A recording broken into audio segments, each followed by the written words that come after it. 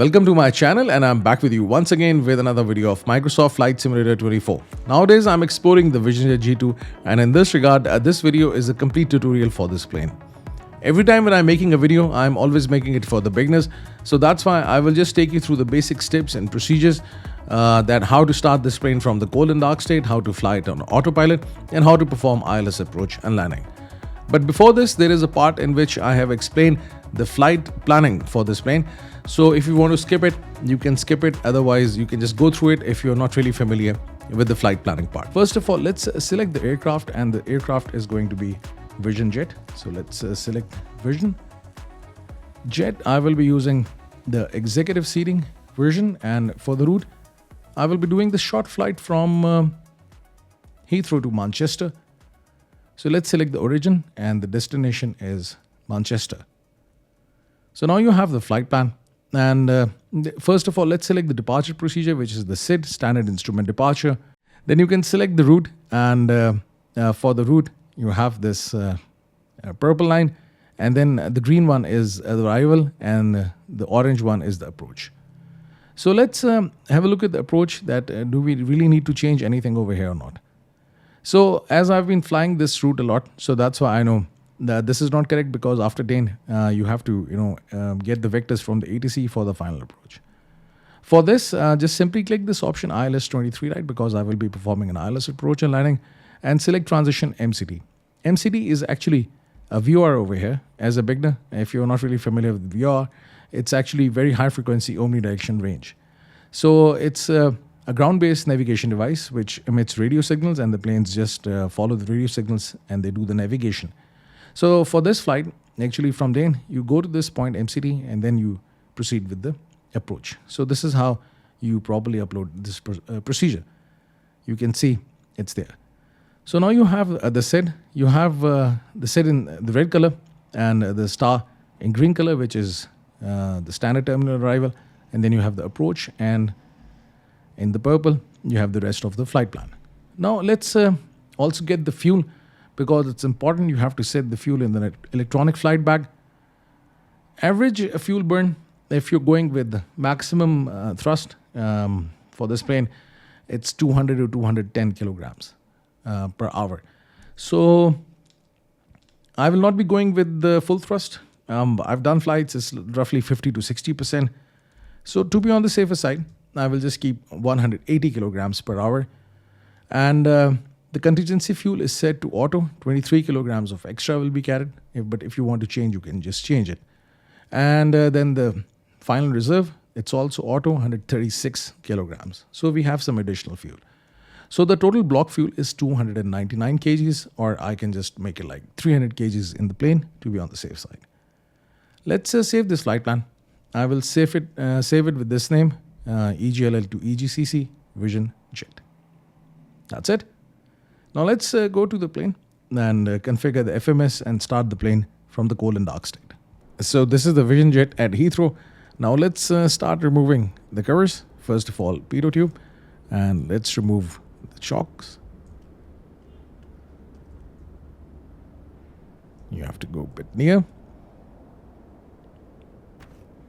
And then there is cover on the engine. You have to remove it, and then you can open the door. The pilot will automatically not enter the plane. You have to press Shift C for this, and the door will be closed automatically.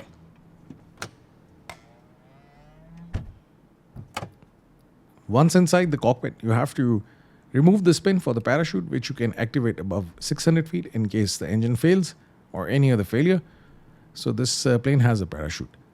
That's it. And now you have removed these two pins. In the cockpit, you will see these two screens, and the prime flight display on the left-hand side and the navigation display on the right-hand side. And then you have three further screens in order to basically control what kind of information you want to see on the PFD and the ND. Before I do anything, let's make sure that the thrust lever is in the idle position. The fuel control is auto, not towards left or right, because then it will be automatically burning the fuel from both of the wings. And the flaps are retracted, and plus the parking brakes are active. Now let's press Shift 1 and go over here, turn on the battery, and turn on the generator. Now you have some power in the plane. Before I proceed, let's set the fuel in the plane. Over here, if you go to this option, flight performance, for the fuel, now it's showing in pounds. Let me just change the units. Weight in kgs, that's it. So the fuel is already 309 kilograms. I can just move the slider. 301 kilograms. It's okay. So we can just keep it like this. Now I can just go back and to the flight plan and load the flight plan, the one that we already made in the Microsoft Flight Planner, and the altitude will be 20,000. So flight level 200. That's it. So this flight plan is there. I can send this route to avionics, and that's it. So it should be loaded over here. Let's wait for it. Yeah, that's it. So this is actually the control for the zoom. You can see this flight plan is there. That's it. Now I can get rid of this electronic flight bag. And one more thing that you have to do, just turn on the strobe and let's turn on the engine. So Heathrow Airport information, Mike 1200 Zulu, wind tree 00 at 8, visibility 6, sky condition, few clouds at 2. Let me just change the radio frequency. Now it's time to start the engine. So just get rid of this controller. And you see this knob, just move it to run. And then press this button, engine start and stop. And now you will see that the engine is running.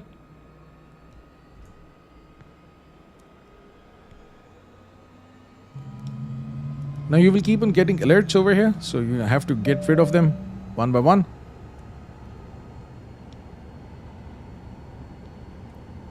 So let's turn on the master oxygen and the fresh air.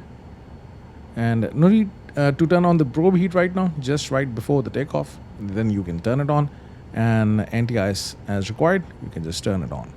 That's it. Now you have this knob. You can control the backlight for this panel if you want. And then this is the checklist option. If you click this, the checklist appears, but over here in this Microsoft Flight Simulator version, this checklist is not fully functional. So I can just right now get rid of it. If I press this button PFD, I can just press full and you will have the prime flight display on the full screen. Now we have to do some flight initialization. If you go to this middle screen, or rather I will just take you through these two screens. This is actually, as I told you before, you can control the type of information you want to show it on the PFD and the ND. So right now for this screen, PFD is selected, and whatever you will do over here, changes will be made over here. And for this screen, you can control the multifunction display. You can also use the PFD, but no need for this PFD. You can just change it to MFD. That's it. And on this side, the first officer side, you have the navigation and communication control. So I think it's a good, comfortable view. You can just keep it like this. Now on this screen, on the navigation display, you will see the flight plan, and on the right hand side, you will see the aircraft status. You can again press full, and you can see the full screen, or whether you can, whether if you want to change or switch between this view, you can do this by clicking this option. Then if you see this knob, you can just move it left and right, and you can just switch between these two panels. Now this panel is selected. I can just have traffic or weather or whatever the information I just want over here. I can just show it. And if I want the aircraft systems, I can just like select any of the aircraft systems that I just want to see over here. That's it. Now for the flight plan, if you go to this option, or before going to the flight plan, let's go to the initialization, and let's see if the initialization is complete or not. I can click this in it, and you will see the flight plan is ready, takeoff data is ready. All we have to do is just set the fuel, So simply fuel on board, sync, and you have 320 kgs, and confirm, and that's it. And you can just go back, and now you will see the weight and balance is there, and the flight plan is also there, the takeoff data is also there. You can accept this initialization, and that's it. And sorry, I'll just go back. I will just change it, aircraft systems, aircraft status, and let's change this panel. Now, over here in the flight plan, you can see that all of the flight plan is there. And if you click this option procedure, you will see that the departure procedure is already selected. If I bring up the electronic flight bag, you will see UMLA 1F.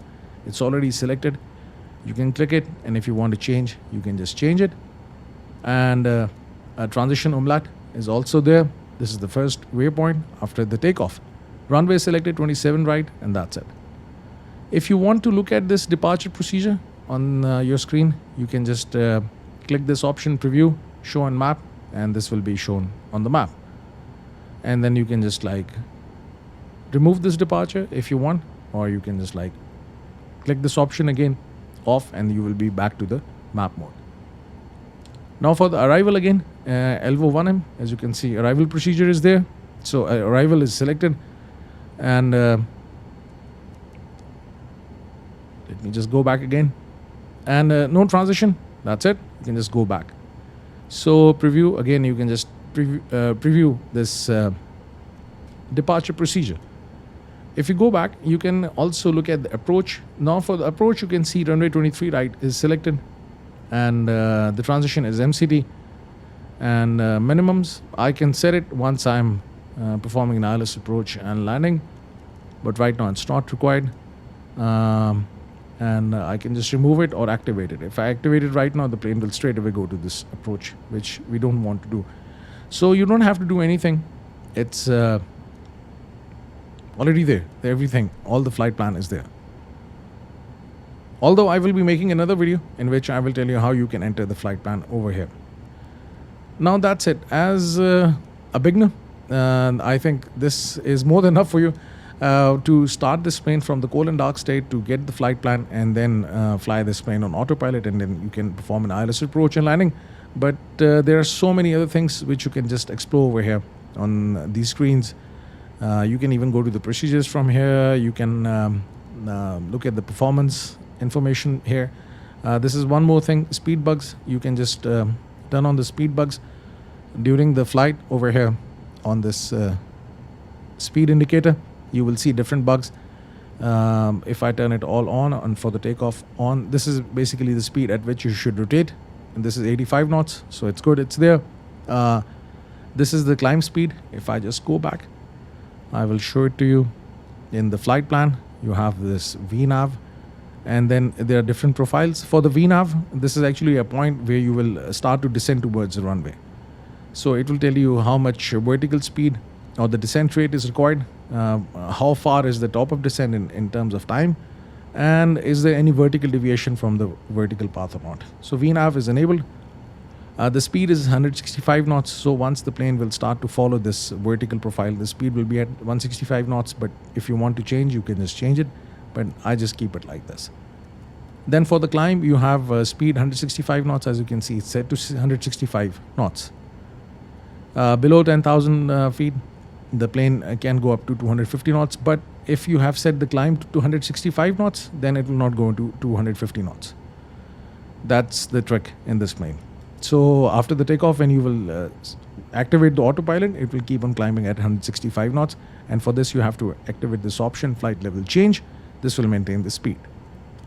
And again, for the cruise, it's 200 knots. And for the descent, it's 200 knots. And below 10,000 feet, it's 250 knots.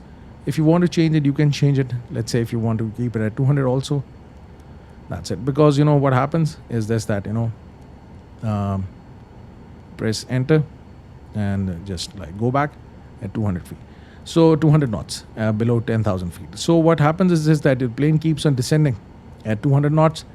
But once it goes below 10,000 feet, it increases speed to 250. So you don't want this to happen. And terminal area speed at 3,000 feet, 200 knots. You can also change it if you want. That's it. So these are some speed controls for the autopilot. That's what you can just do over here. Then another thing, just make sure that you also have the transponder on. If you click this option, you can turn it on. Right now the transponder is on, and then you can just enter the transponder code and press enter, and now the transponder is also there. Now you have to set the trim for the takeoff. As you see, pitch trim, so whether to pitch up or pitch down, this actually controls the elevators. So just make sure that you have this arrow in the middle, in the green area. You will see the color will also change. Let's keep it in the middle. Let's say at 4 degrees. So 4 degrees pitch up. That's it. And the roll trim is in the middle. Flaps for the takeoff, you have to set it to 50%. As you can see, flaps to 50%. That's it. And let's turn on the lights for the landing and for the eyes, and that's it. And just right before the takeoff, as I told you before, you can just turn on the probe heat for the pitot tube, and that's it. And the anti-ice protection is also on. As it's really cold nowadays, we have to turn the icing on. First of all, adjust the altimeter. Press comma on your keyboards, and the altimeter will be adjusted. You will get the right reading, because you know the altitude is made based on the barometer pressure, and you have to adjust the barometer pressure in order to get the right altitude readings. That's it. Now the cruising altitude will be 20,000. If you look at this panel, this is actually for the autopilot. I will just move it to 20,000. This will be more than enough, although this plane can go up to 25,000 feet. So 20,000 is good. Now over here, you will see this option, auto throttle. Just keep this option on, because over here in the performance, if I just take you there, in the flight plan, if you go to this VNAV profile, you will see climb is 165 knots. So if I turn on this auto throttle, then I don't have to adjust the speed myself. Then the autopilot will be automatically setting the speed. And if I just as per the FMS, whatever is there in the flight management system. But if I want to manually set it, then I can just switch it to manual. But let's keep it over here for the flight management system. Then let's make sure that the flight director is on, because if the flight director is on, then the autopilot will be active. Otherwise it will not. But in this plane, as soon as you turn on the autopilot, the flight director is turned on automatically. You see this magenta arrow appearing over here. It means that the flight director is on. Then you have this angle of attack. This is actually your climb and your descent angle for the takeoff and for the landing. So this automatically appears over here, and it disappears as soon as the plane is up. So that's it. Now you have this option, flight level change. Right after the takeoff, I will actually follow this GPS flight plan. And if you go to this PFD option, you will see that nav source is FMS, or the flight management system. And you see this arrow, and it says FMS. So it means that the plane will follow the GPS flight plan. But if you change the nav source and you take it to localizer 1 or localizer 2, so either it will be following the localizer or the VOR or the NDB. So that's why you have to basically keep this option over here for the GPS in order to make sure that the plane follows the GPS flight plan. And for this, the nav option should be on. So if you look at over here, this part of the PFD, this is basically the primary flight display, and it tells you that the navigation mode is FMS or the GPS. And right now pitch is appearing, but as soon as I will activate flight level change, it will change to flight level change, because right now if I activate the autopilot right after the takeoff, it will just maintain the pitch, and it will not go with the vertical speed or the flight level change. So I will just take you through all the modes of the autopilot for this plane in this video. So let's go back, and let's bring this over here on the screen. Everything is looking good, so I can just now release the parking brakes and turn on the probe heat and give some power. Take this plane on the runway. The flaps are set to 50%. Speed should not be more than 20 knots, so I just try to reduce it. Another thing, just go to performance speed bugs and just make sure that the speed bugs are on, and that's it. So they will appear over here. This will tell you when to rotate. It's actually 85 knots for this plane. So at 85 knots, I will just pull back on the yoke and take this plane up in the air. Let's change the magnification level over here, and plus let's get the full navigation display on the screen, as we don't need the aircraft status over here on the screen. Now let's give full throttle. This takeoff emergency battery, this keeps on appearing, so just get rid of it. Too much pull towards the right side, and I can just like now take off. Positive rate of climb, I can just gears up, and I can retract the flaps. Now you can see the speed is increasing.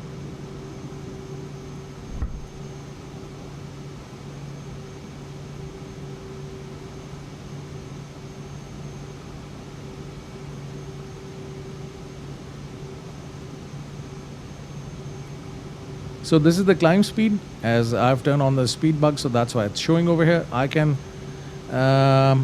just turn on the autopilot and the flight level change. Now what will happen is this, that as soon as I've turned on the autopilot, the nav is set to GPS, so that's why the plane will actually follow this GPS flight plan, number one. And number two, as I have activated auto throttle, so that's why the plane will actually follow the flight management speed, which is 165 knots for the climb. If you just want to have a look at it, you can just go back and you can go to the flight plan, you can go to the VNav, and you can see that for the climb it's set to 165 knots. Now at this time I can also change it. So let's say if I just want to keep auto throttle there, but I want to adjust the speed myself, I can take it to manual, and then let's say if I just reduce it to 160 knots. Now you can see the color has changed from magenta to cyan. So magenta means that everything as per the flight plan, whatever you enter in the FMS, and cyan means the information that is given by you. So right now there is this altitude constraint of 3000. At one point you have to be above 3000. Let's go and have a look at it. If you go to the flight plan and you scroll through the flight plan, can you see it? Yes, at this point the altitude should be more than 3000 feet. That's it. That's why it's appearing over here, and 20,000 is set by me, so that's why it's there. Another thing, the transition altitude, I think we have just crossed it. If I just go over here for the EGLL and for the departures for 27 right, and this was the one that I used for the departure umlaut, and if you just zoom in, you can see 6,000 feet is the transition altitude. So you basically have to set this barometric pressure to standard, and if you click it, it will change to standard. So now it's 160 knots the speed. I can take it to 170 if I want. So now the speed will be at 170, and if I press this FMS again, the speed will go to 165 knots, and now you can see it's appearing in magenta color. Another thing, for the PFD settings, you can change the units over here. If you go to this PFD settings, and if you just go down, you will see that for the baro units, right now I'm showing it in HPA, hectopascals. I can change it to inches as well if you want. So I think in US, if I'm not wrong, inches are used, but elsewhere it's hectopascals. So you can change the units accordingly. That's it. Now the plane will keep on climbing at this speed, 165 knots, till the time you change the speed. Now you can also do another thing. If you deactivate the auto throttle, then what will happen is this, that if I change the thrust lever, you will see the speed will change and the vertical speed will change accordingly. That's it.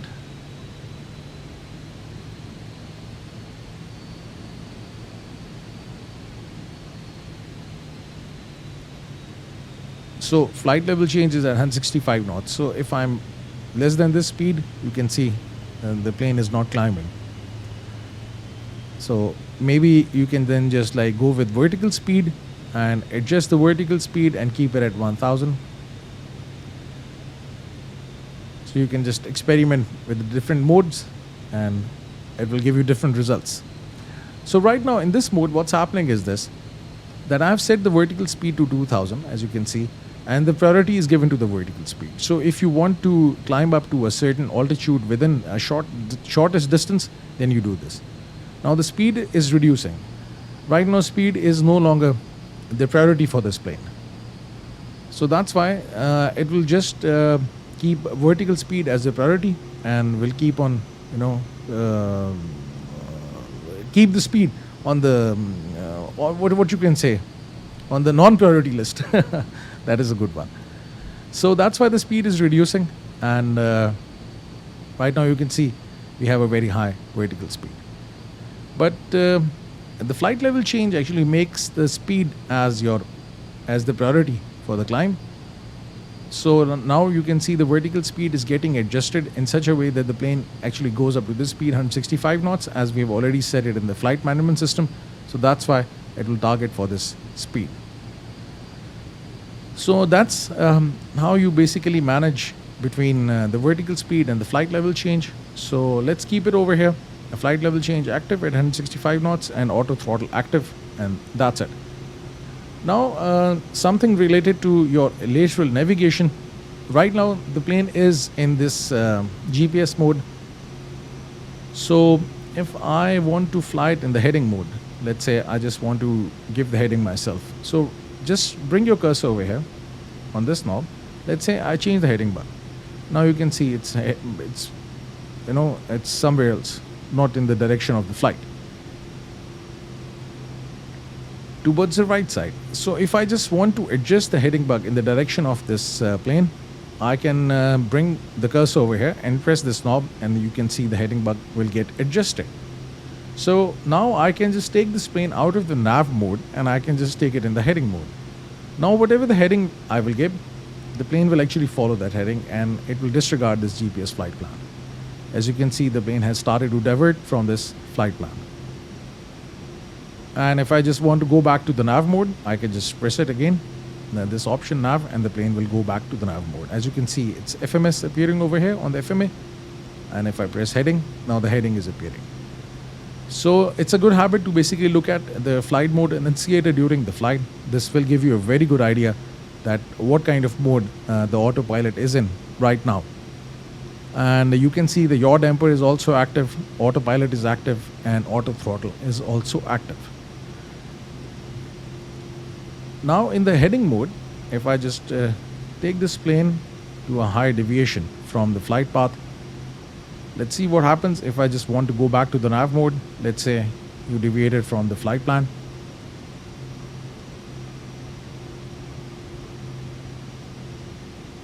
Everything is good so far.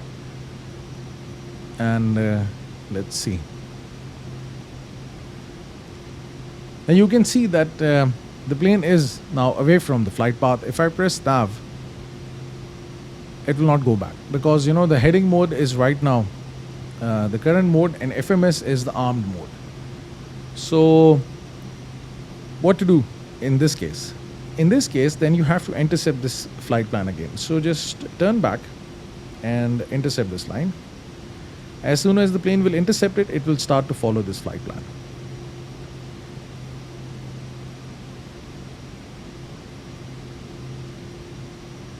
I can bring up the VNAV to see how far this top of descent is. It will start to appear over here. So now the plane is turning back with heading as the current navigation mode and the GPS as the armed navigation mode.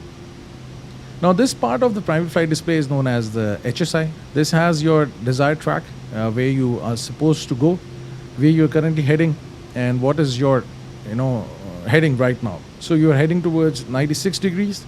Currently you are at 164, 162, it's reducing, and you are supposed to be at 356 degrees. So this is basically the desired track, and this line shows you where you are supposed to be. And this is known as the CDI, or the course deflection indicator. and this is the course deflection indicator needle.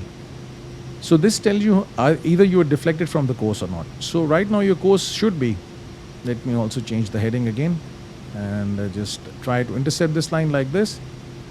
And now you will see as soon as the plane will intercept this line, it will start to follow the GPS plan. Now you will see this CDI needle is moving in the middle, so it means you're just like going on this course and your heading is also correct. So this is what the CDI now you can see FMS is blinking, so it means the plane is now back in the GPS navigation mode. That's it. So that's how you actually fly this plane on autopilot. I think I have taken you through all the what you can say, the modes of the autopilot for this plane. And now soon the plane will be near the top of descent. You can see only 4 minutes to go.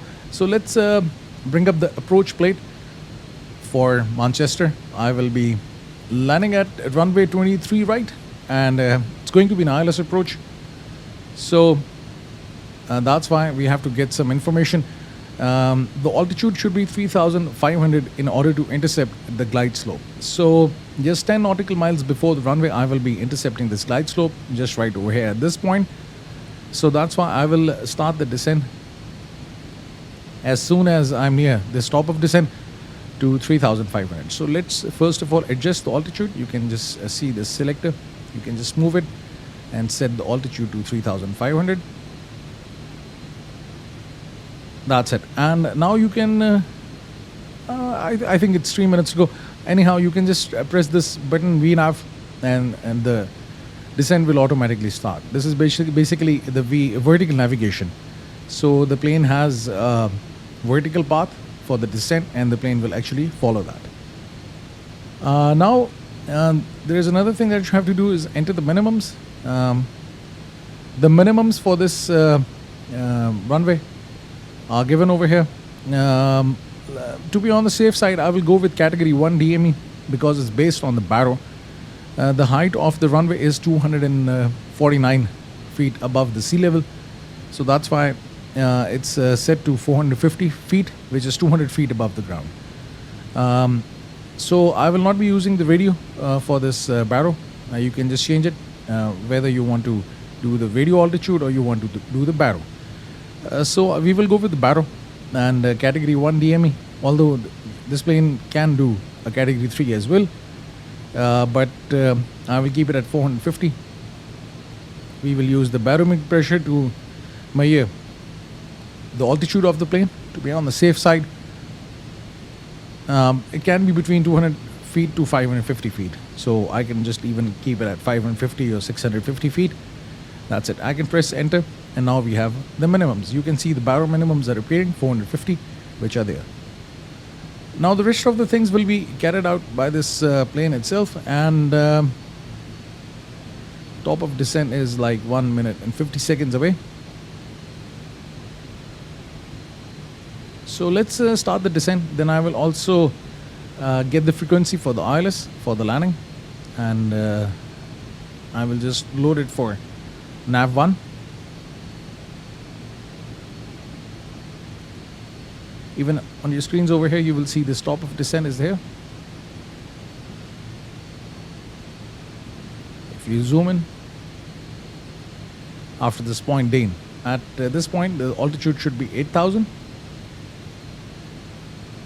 Now I can press VNAV again, and you can see the VNAV path or the V path is active. But right now the descent hasn't started because the plane hasn't crossed this point. Vertical track. And now this alert, vertical trend. And now you can see this vertical indicator from the vertical path indicator will also appear over here. If it's above, it means you're below the vertical profile. And if it's below, it means you're above the vertical profile. And even you can see that this vertical profile is also shown over here. It's showing you that your vertical deviation is negative. You're below. It disappeared. Vertical track. It came back again. So you're like 330 feet or 300 feet below the given descent profile. As you can see, this arrow is above. So right now the descent will not start. But as soon as the plane will cross this point, then the descent will start and it will try to keep the vertical deviation at 0. Vertical track. Now you can see vertical trend has now started to follow.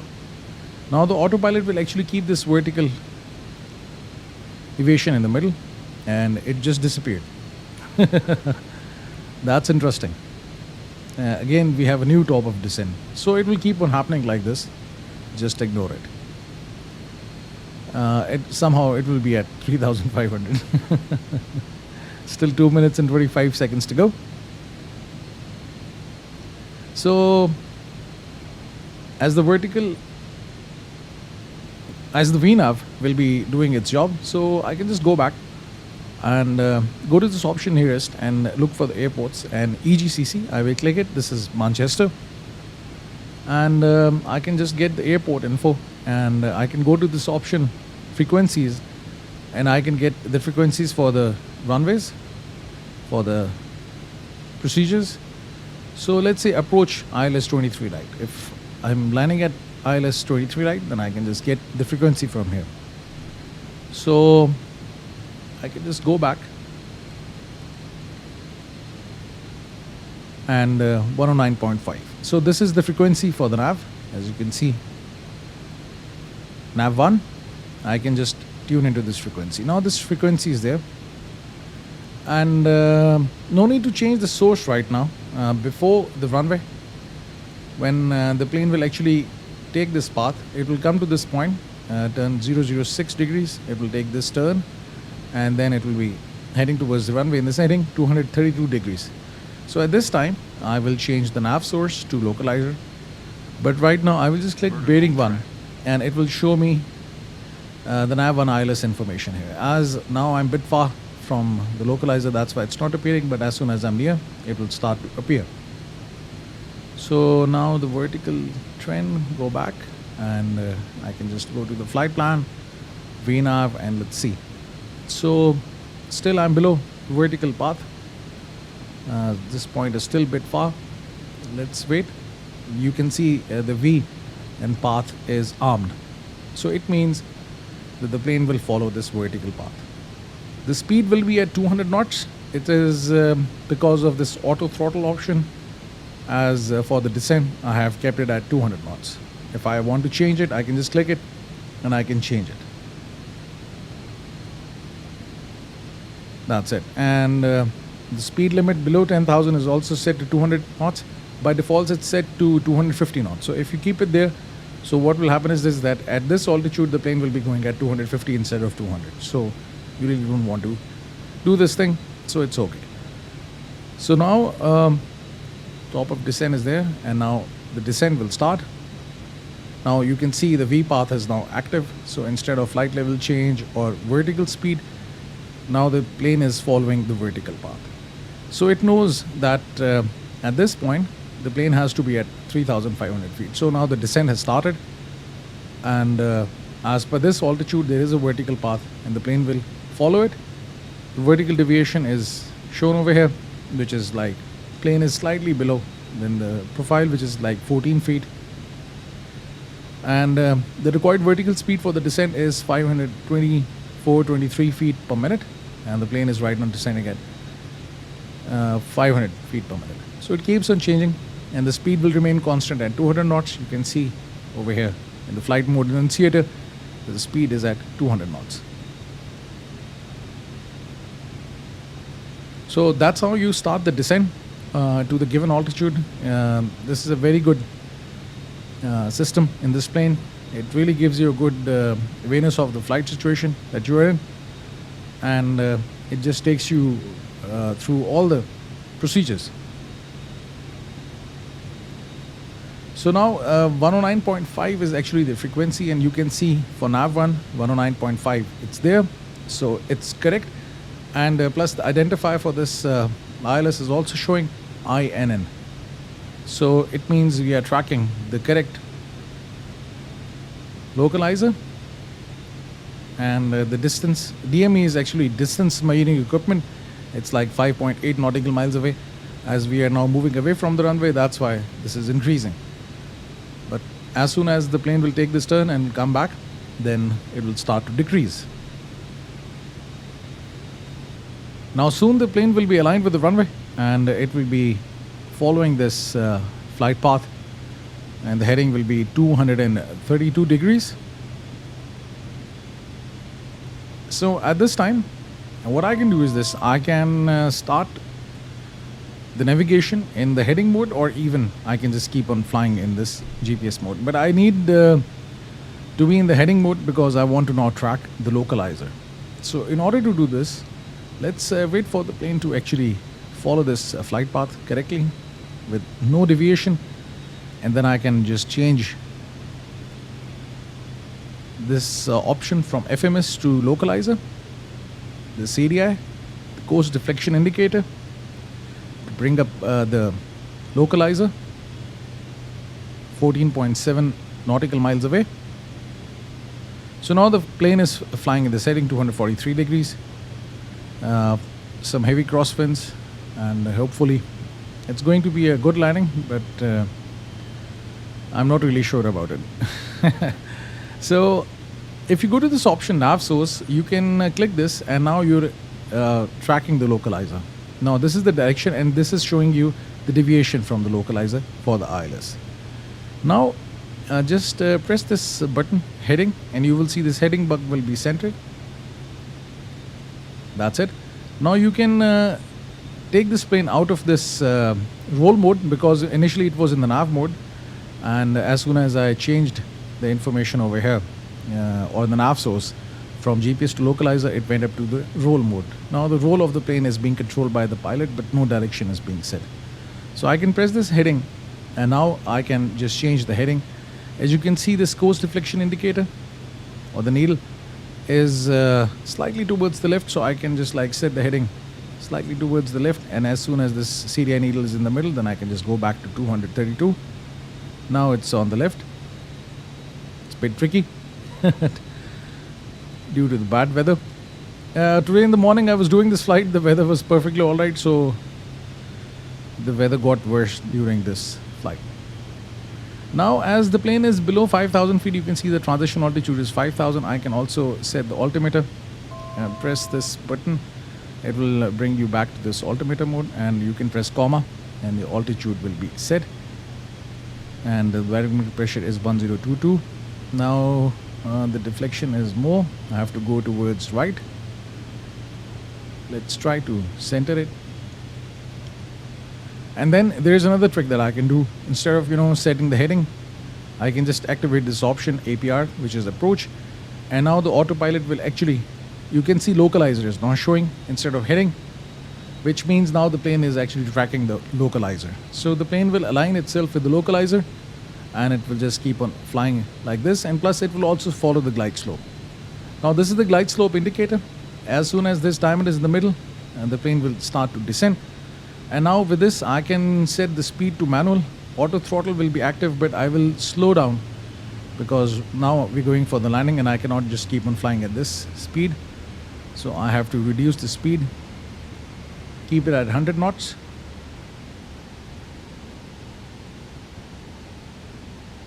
Now you can see the auto throttle is active, and the speed, instead of set by the FMS, it's now set manually, and I have set it to 100 knots.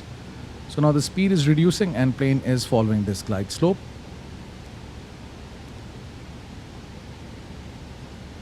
Runway is 6.5 nautical miles away.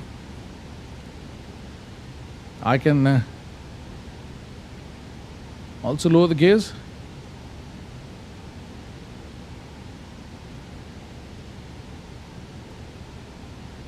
The gears down. The gears also produce drag, that's why help in reducing the speed. It's raining. And it's a very heavy wind, like 38 knots. Let's see if I'm able to land. Visibility is 0 almost. Cannot see the runway. Let's see. It happens during the recordings. Whenever you are practicing, everything goes good. But once you start to record, these kind of things start to happen. Now with this, I can further reduce the speed. Let's say I keep it at, let's say, 80.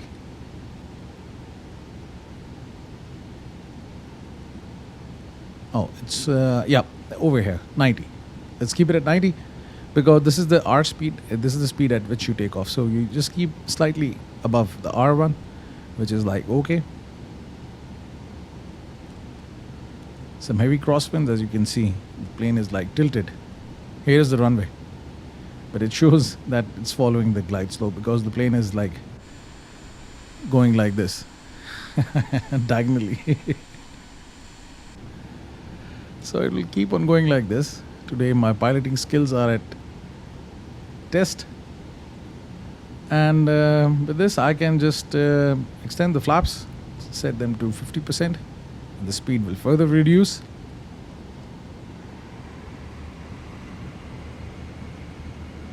So it's like 249 feet. So maybe at 500 I can just disengage the autopilot. Here is the runway.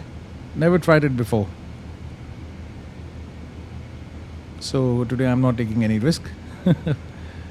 Just want to finish it. So that's how you basically start the descent with this plane, and you follow all the procedures for the approach, arrival, and then the landing. So if you look at the FMA, it's following the glide slope. Yaw damper is active, auto throttle is active, autopilot is active. It's following the localizer. So the lateral movement is shown by the localizer and the vertical by glide slope. And the speed is set to 90 knots. You can see as per the papillites, the plane is following the glide slope, as this diamond is in the middle.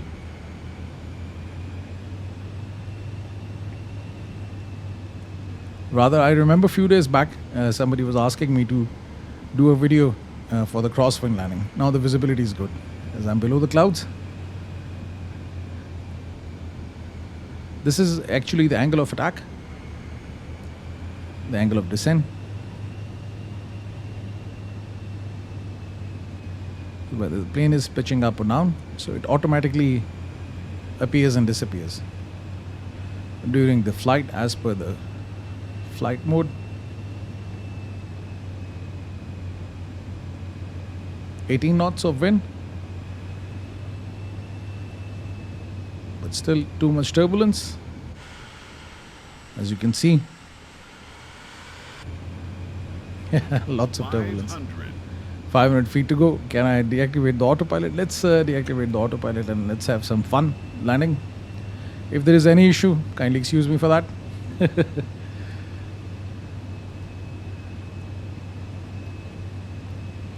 Actually, nowadays I'm too much switching between different planes, so my landing skills are always compromised. I always have an excuse for bad landings, and this time this is kind of a good excuse for me.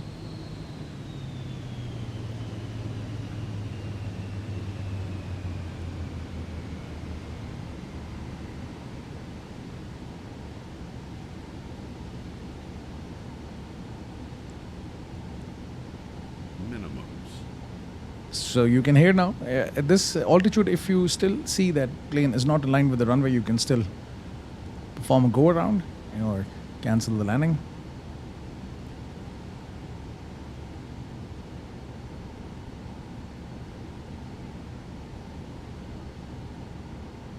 It's getting difficult to touch down.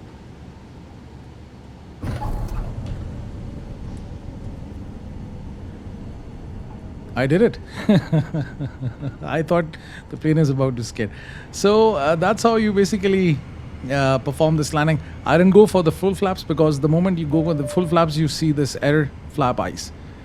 So this actually happens if you have icing on the wings or the flaps. So that's why this error comes.